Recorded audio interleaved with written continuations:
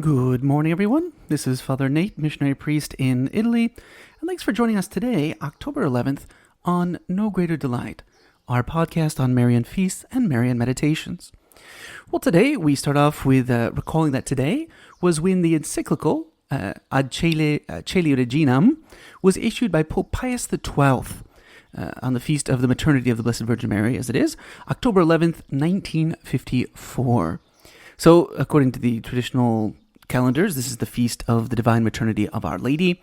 It was extended to the entire church in 1931 and then moved to January 1st in 1974 after the liturgical reform.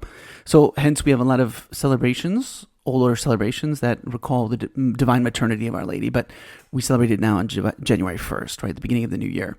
So that's why, for instance, you have Our Lady, Mother of the Savior. That's the feast of the Salvatorian religious order.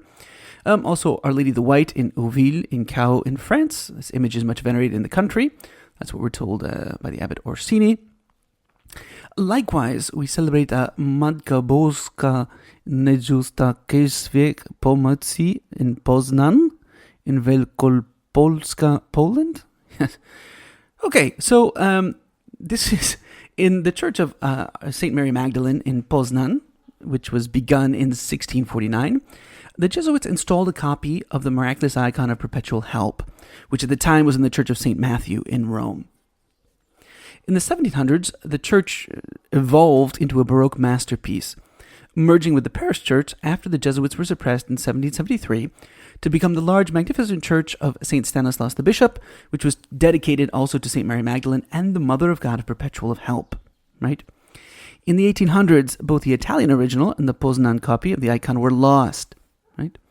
After the Redemptorists in Rome found and returned the ancient image to the new church on the site of the old St. Matthew's in 1866, their order spread renewed devotion to Our Lady of Perpetual Help around the world. In 1952, the Church of St. Stanislaus, the bishop installed, St. Stanislaus the Bishop, installed a new copy of the icon in a side chapel. And the Archbishop of Poznan crowned it on October 11th, 1961.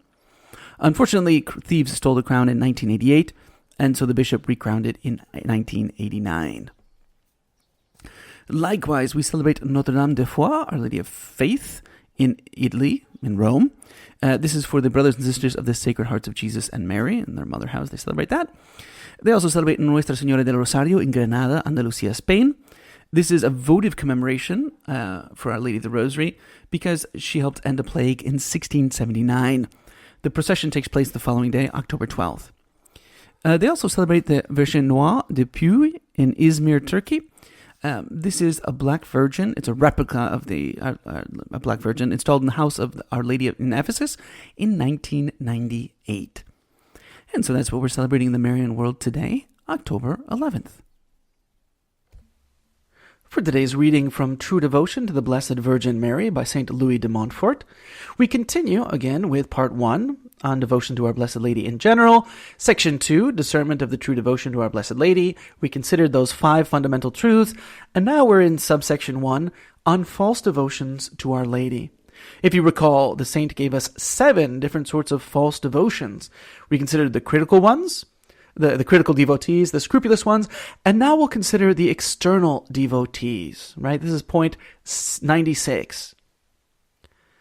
External devotees are persons who make all devotion to Our Blessed Lady consist in outward practices. They have no taste except for the exterior of this devotion, because they have no interior spirit of their own. They will say quantities of rosaries with the greatest precipitation, meaning they're just like blowing through them as fast as they can. They will hear many masses distractedly. They will go without devotion to processions.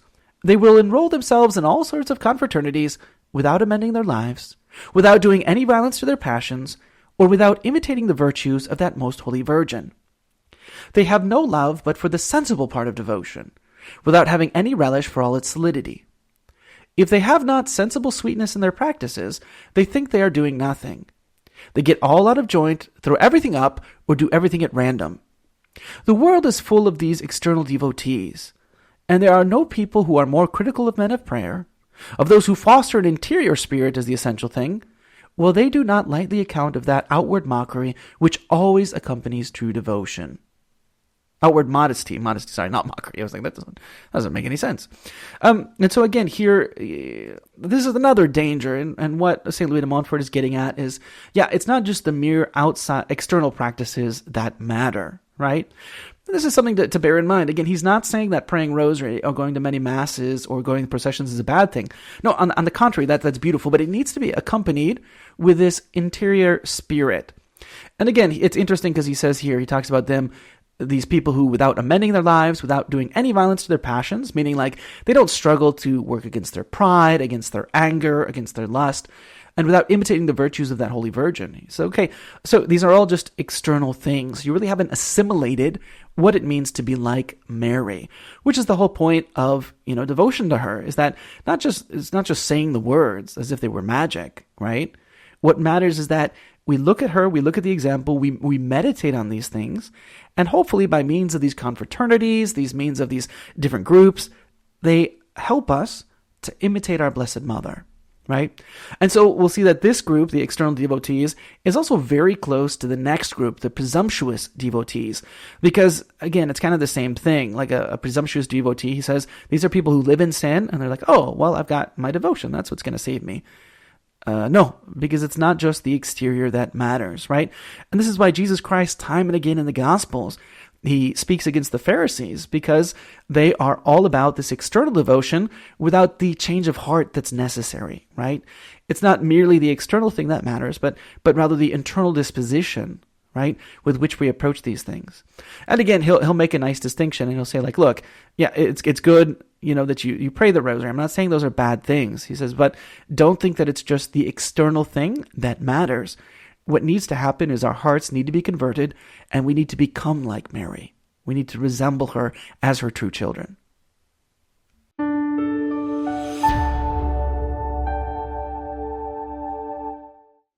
Thank you for listening, and we hope you enjoyed our Marian podcast.